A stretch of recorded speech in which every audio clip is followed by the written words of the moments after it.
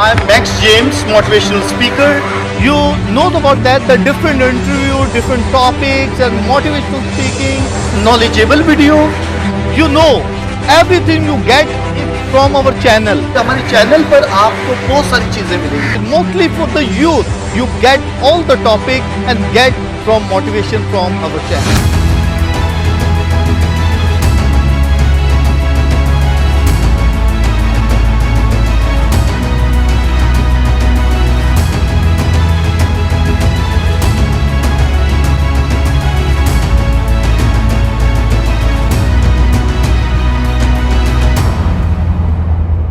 My dear friends and my viewers, जैसे कि आपको पता है कि बाइबल मुकद्दस की जो किताबें हैं हमने ये शुरू किया है कि उसको समराइज करके आप तक पहुंचाया जाए, ताकि हमें 10 से 15 मिनट में जो उस किताब में है वो सब कुछ पता चल जाए कि उसमें खासकर बातें क्या हैं, क्या इम्पोर्टेंट चीज़ें हैं, क्या इम्पोर्टेंट बातें हैं, क्या इम्पोर्टेंट उसमें काम किए गए हैं, वो बताया जाए।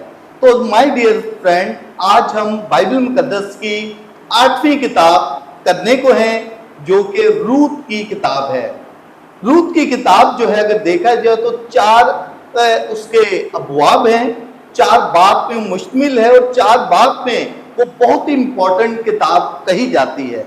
मैं समझता हूँ कि बाइबल मुकद्दस में ये, अगर हम इसकी थोड़ी सी मैं उसको ब्रीफ करूँ तो ये जो नोमी जो है रूत की सास है, उसके 2 बेटे होते हैं और उसके दोनों बेटे मर जाते हैं, तो अपनी बहुओं को वो कहती है कि आप जाकर शादी कर लो।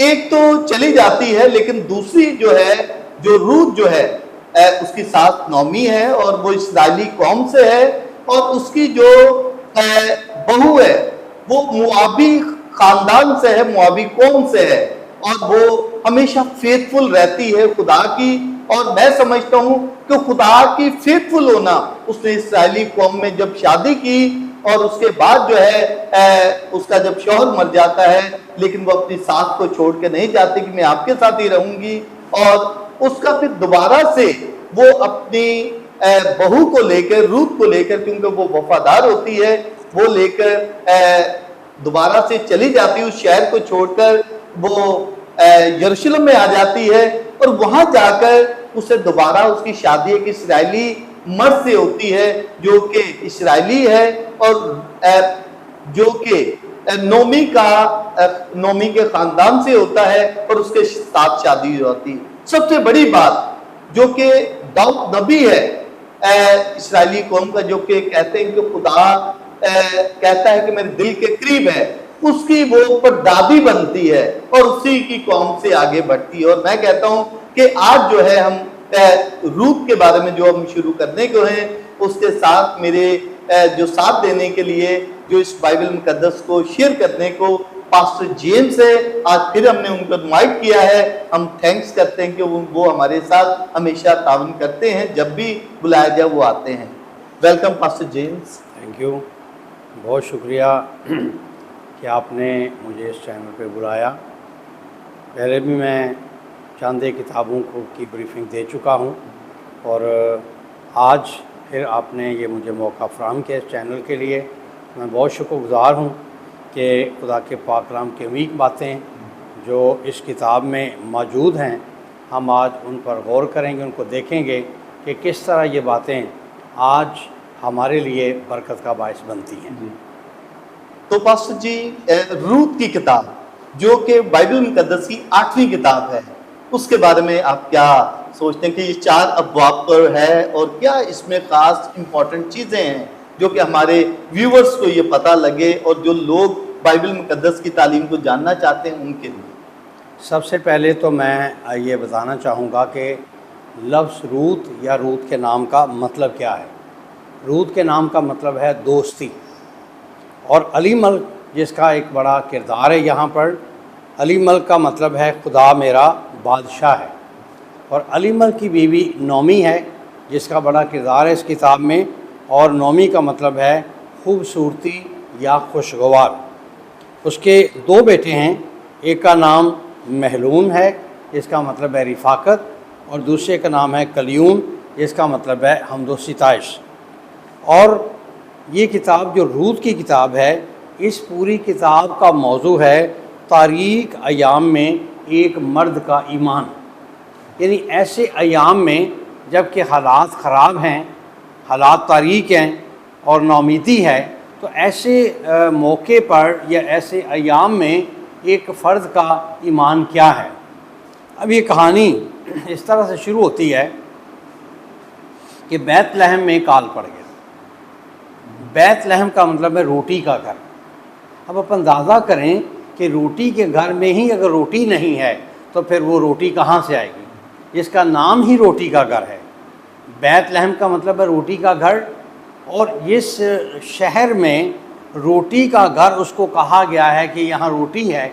वहाँ जब रोटी ही ख़त्म हो जाती है तो फिर उसके नाम का मतलब फिर कहाँ रहा। और यही वो जगह है जहाँ खुदा यीशु मसीह ज़िंदगी की रोटी बनकर आए। वो रोटी ख़त्म हो गई, लेकिन यीशु मसीह जब इस शहर में रोटी ज़िंदगी की रोटी बनकर आए तो वो रोटी कभी ख़त्म नहीं होती। जब बैतलहम में काल पड़ गया तो नौमी अलीमल्क अपने दोनों बेटों को लेकर करीब ही एक मुल्क है मुआब, वहाँ पर चले गए। और मुआब ऐसे लोगों का मुल्क था जो गैर कौम के लोग थे, और खुदा ने बनी इसराइल को कि तुमने गैर कौमों में शादी नहीं करना है। ये बड़ा अहम हुक्म था बनी इसराइल के लिए। लेकिन ये शख्स अली मल्क और नौमी जब मुआब के मुल्क में गए, जो गैर यहूदियों का मुल्क था, वहाँ जाकर इन्होंने अपने बेटों की शादियाँ कर दी। मुआबी लड़कियों से, जो गैर कौम की लड़कियाँ थीं, जब उनसे शादियाँ कर दी तो बाइबल मुक़द्दस ये बताती है कि वो दोनों बेटे भी मर गए और इसका शौहर अली मल्क भी मर गया। जब ये तीनों लोग मर गए तो अब ये एक तरह से बेसहारा हो गई और नाउमीद हो गई। इसने अपनी दोनों बहुओं से कहा कि आप अपने अपने घर चली जाओ और जाके शादियां कर लो, इसलिए कि मेरे अगर कोई बेटा होता तो मैं आपकी शादी उनके साथ कर देती, लेकिन अभी तो मुझे उम्मीद भी नहीं है और मैं इस उम्र में हूँ, लिहाजा तुम दोनों चली जाओ। अब दो चार आंसू बहाकर उर्फा तो चली गई, लेकिन रूत ने कहा नहीं, मैं नहीं जाऊँगी। जहाँ तू जाएगी वहाँ मैं जाऊँगी, जहाँ तू रहेगी वहाँ मैं रहूँगी। जो तेरा खुदा वो मेरा खुदा, जहाँ तू मरेगी वहाँ मैं मरेगी। अब यहाँ मैं समझता हूँ कि इस किताब में सास और बहू के लिए एक बहुत बड़ा पैगाम है। एक सास किस तरह अपनी बहू के साथ ज़िंदगी गुजारती है और एक बहू अपनी सास के साथ किस तरह वफादार है। हालांकि शौहर मरने के बाद यहाँ वफादारी की बात है, कितनी वफादारी की बात है। यहाँ बहुत बड़ा सबक है आज की सास के लिए, आज की बहू के लिए, क्योंकि हम घर घर जाकर देखें तो ये घर घर की एक कहानी है कि घरों में लड़ाइयाँ हैं, झगड़े हैं, बहू सास के साथ अच्छा सलूक नहीं करती, सास बहू के साथ अच्छा सलूक नहीं करती, बड़े मसाइल और बड़े मसाइब पैदा होते हैं। लेकिन बाइबल ये कहती है कि सास और बहू का एक अच्छा किरदार नौमी में और रूत में पाया जाता है। फिर ये क्या करती है कि जब उर्फा चली जाती है और रूत इसके साथ वापस बैतलहम में आ जाती है, तो फिर यहाँ पर शरीयत का असूल ये था कि उस लड़की के साथ वो शादी कर सकता है जो उसका करीबी रिश्तेदारों में से करीबी हो, वो शादी कर सकता, दूसरा नहीं कर सकता। तो यहाँ नौमी के ख़ानदान के जो सबसे ज़्यादा करीब था वो बोएज़ था। तो बोएज़ एक ऐसा शख्स था जो बड़ा मेहरबान था, बड़ा अच्छा शख्स था, और नौमी ने रूत को उसके पास भेजा। वो उसके पास गई और गंदम का मौसम था, वो उसके पीछे पीछे खेतों में जाती और गंदम चुनती। तो इस तरह से सिलसिला जारी हुआ और एक वक्त आया कि बोएज़ ने रूत के साथ शादी कर ली। जब उसके साथ शादी कर ली तो उसमें से उसके बेटा पैदा हुआ। जो बेटा पैदा उसका नाम उबैद रखा, और फिर उबैद से यस्सी पैदा हुआ और यस्सी से दाऊद पैदा हुआ। बाइबल मुक़द्दस में हम देखें कि एक गैर कौम की लड़की से खुदा ने किस तरह से अपना काम किया। ये खुदा के मंसूबे हैं। हम नहीं समझते कि खुदा किस से अपना काम लेना चाहता है। तो खुदा ने यहाँ पर एक बहुत बड़ा काम ये किया कि खुदा ने एक ऐसी लड़की जो गैर कौम से है लेकिन बड़ी वफादार है, अपनी सास को छोड़ नहीं रही, कहती मैं तुझे नहीं छोड़ूंगी क्योंकि मेरा खुदा तेरा खुदा मेरा खुदा होगा, जहाँ तू रहेगी वहाँ मैं रहूँगी। लेकिन आजकल की हम बहुओं को जब देखते हैं तो अपनी सास के साथ रहने नहीं चाहती, वो कहती हम तो अलहदा रहेंगी, हम अपनी सास के साथ क्यों रहें? क्योंकि सास के साथ रहने से वफादारी दिखाना पड़ती है, खिदमत करना पड़ती है, जो आज की बहुओं में देखी नहीं जाती। और सास भी इतनी अच्छी है कि अपनी बहू के साथ बहुत प्यार करती है, बड़ी मोहब्बत करती है। और ये सारी स्टोरी इन 4 अबवाब में मौजूद है कि किस तरह से ये नोमी और सास का सिलसिला रहा और किस तरह से खुदा ने इनके वसीले से अपना काम लिया और दुनिया का निजात दहिंदा खुदा यीशु मसीह इसी शजरे से पैदा हुआ।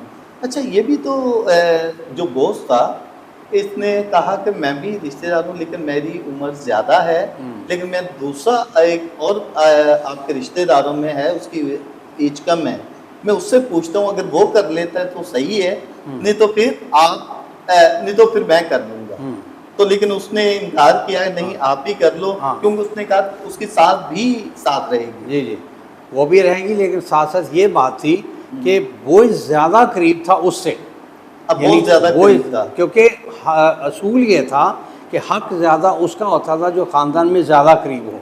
लेकिन ये बॉस ने ऑफर की थी कि मैं पहले उससे पूछ लूँ, वो थोड़ा यंग है तो उससे हो जाए तो ज़्यादा अच्छा है। जी जी, लेकिन उसने इनकार किया तो फिर बॉस ने शादी, क्योंकि ये खुदा की मर्जी थी। जी जी जी, क्योंकि खुदा जब अपना काम लेता है तो खुदा रास्ते खुद बनाता है। खुदा जब अपनी मंसूबे बनाता है तो खुदा अपना काम खुद करता है। आप यूना को देख लें कि यूना को मतलब जाना कहाँ था, चला कहाँ गया, और खुदा ने जब अपना काम लेना था तो खुदा ने उसको मछली के पेट में फेंका, पानी में वो गया और वहाँ से मतलब खुदा ने उसे वहाँ ही पहुँचाया जहाँ खुदा उसे भेजना चाहता था। लेकिन ज़्यादातर इस किताब में बहू का और सास का ज़्यादा रिश्ता है, और दूसरा कि खुदा ने एक दूसरी कौम को, क्योंकि रूत भी बड़ा फेथफुल थी इस्राएली कौम में आकर और खुदा की प्रैक्टिस करती थी, उसने इस्राएली कौम में बहुत खुदा को फेथफुल समझा और खुदा को ही अपना सब कुछ समझा। और मैं समझता हूँ ये फेथफुलनेस ही थी उसकी रूत की, जिसकी वजह से ये हुआ। यहाँ एक सीखने वाली बात और भी है जी, और वो ये है कि जब ये गैर कौम से इसने एक यहूदी मर्द से शादी की तो इसने उसका ईमान अपनाया, उसका मज़हब अपनाया। जी जी, क्योंकि कई दफ़ा लड़कियां जब दूसरे मज़हब से दूसरे मज़हब में जाती हैं तो वो अपने ईमान को नहीं छोड़ती, अपने मज़हब को नहीं छोड़ती। शादी की हद तक तो ठीक है, लेकिन कहती नहीं मेरा ईमान मेरा मज़हब वही रहेगा, मैं उसको छोड़ नहीं सकती। लेकिन यहाँ एक अच्छी बात यह है कि जब वो गैर कौम से यहूदियत में आई, उसने नोमी के बेटे से शादी की, तो उसने टोटली इसके मज़हब को अपना लिया, क्योंकि वो जानती थी कि ये मज़हब सच्चा मज़हब है, ये लोग हकीकी हैं। फिर जारी बात है जहाँ मेरा शौहर है, जो मेरे शौहर का ईमान है वही मेरा ईमान होना चाहिए, जो मेरे शौहर का मज़हब है मेरा भी मज़हब वही होना चाहिए। जब आज हम लड़कियों को देखते हैं, दूसरे तंजीमों से लड़कियाँ आती हैं या दूसरे मज़हब से आती हैं, तो वो अपने स्टैंड बाई होती हैं अपने ईमान और अपने अक़ीदे पे, वो चेंज नहीं होती। चाहिए ये कि जिस ख़ानदान में वो जाती हैं उस ख़ानदान के ईमान को अपनाएं, उस ख़ानदान के अक़ीदे को अपनाएं और उनके साथ यस करें कि जो उनका ख़ानदान है अब वही उसका ख़ानदान हो गया। जी ठीक है। यानी कि इस किताब में ज़्यादा जो है ये सास और बहू का प्यार, फेथफुलनेस, और ये साथ ये भी हम देखते हैं कि इसी जो रूत है इसके ज़रिए से खुदा ने दाऊद नबी को इस नस्ल से अपनाया और उसी से हमें हमारा निजात दहिंदा भी आया। और एक अच्छी बात इसमें ये भी हम सीखते हैं कि जब काल था बैतलहम में तो ये मुआब में गए, और मुआब से जब वापस आए तो काल ख़त्म हो चुका, फिर रोटी के घर में रोटी आ गई। पहले रोटी ख़त्म हो गई, लेकिन जब काल ख़त्म हो गया तो फिर नोमी अपनी बहू को रूत को लेकर वापस आ गई, क्योंकि हम बाइबल में ये देखते हैं कि वहाँ पर गंदम की कटाई थी। इसका मतलब कि फसल हो गया था, तैयार हो गया था, काल ख़त्म हो गया था। तो यकीनन खुदा मालिक और खालिक खुदा है, वो काल में भी अपने लोगों के साथ होता है, वो रोटी फ्राहम करता है और वो किसी को भूखा नहीं रहने देता। सबसे बड़ी और अच्छी बात यह है कि वो खुदा जो हमारा राज़िक और मालिक है, जिससे हम दुआ करते हैं कि हमारे रोज़ की रोटी आज हमें दे, और वो देता है। लेकिन उसके वसाइल और ज़राए हैं, वो कहाँ से देता है, किसके ज़रिए से देता है, किस मुल्क से देता है, किस शहर से देता है, किस जगह से देता है, और किस कारोबार से देता है।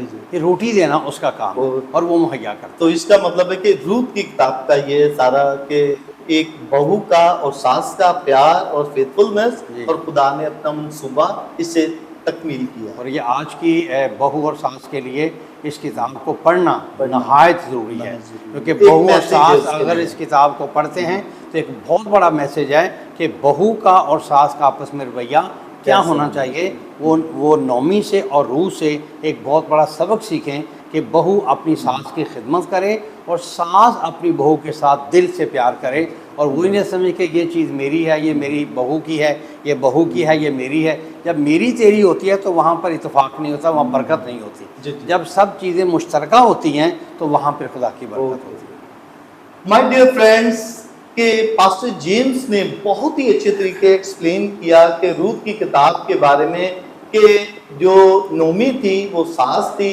और रूत जो थी बहू थी, उनका प्यार आपस में कैसा था, और खुदा ने अपना जो मंसूबा था उससे तकमील किया। और दूसरा कि इसने नोमी जो जो ये थी रूत गैर मजहब से आई थी, लेकिन उसने इसराइली कौम में आकर खुदा का उसमें फेथफुल हुई, और उसी से खुदा को अपना सब कुछ समझकर उसने मंसूबा बनाया। और मैं समझता हूँ कि जब खुदा पर भरोसा किया जाता है तो हमारे सारे काम होते हैं। तो ये जो था कि इसी से जो दाऊद नबी इसी नस्ल से पैदा हुए, और आगे हम चलते हैं खुदा यीशु मसीह भी इसी नस्ल से आते हैं। Okay my dear, thank you so much, God bless you. आप देखें और बहुत अच्छी नॉलेज आपको इस रूत की किताब से मिलेगी। ये एक छोटा सा मैसेज था ये किताब में, और बहुत मैं समझता हूँ कि हमारे लिए ये बरकत का बाइस होगा जब हम सीखेंगे, सुनेंगे, और हमारे लिए बहुत ही अच्छा होगा। Pastor ji thank you so much, बहुत अच्छा आपने एक्सप्लेन किया। हर किताब जो बाइबल की है उसके बारे में हम उसको समराइज करके पेश कर रहे हैं, ताकि हम उसकी देखें कि 10 से 15 मिनट में क्या मैसेज उस किताब में है। और मैं समझता हूँ कि हम बहुत सारे जो पढ़ नहीं सकते या टाइम नहीं है, इससे हम जान सकते हैं इस किताब में है क्या, ये हमें बहुत सारी नॉलेज मिल सकती है। Okay my dear, thank you so much, God bless you. इसको जरूर देखें, शेयर करें, और मैं समझता हूँ ज़्यादा से ज़्यादा लोगों तक पहुँचाएं, ताकि लोग इससे सीखें और अपनी स्पिरिचुअलिटी को, अपनी रूहानियत को और ज़्यादा बढ़ा सकें। Okay, thank you.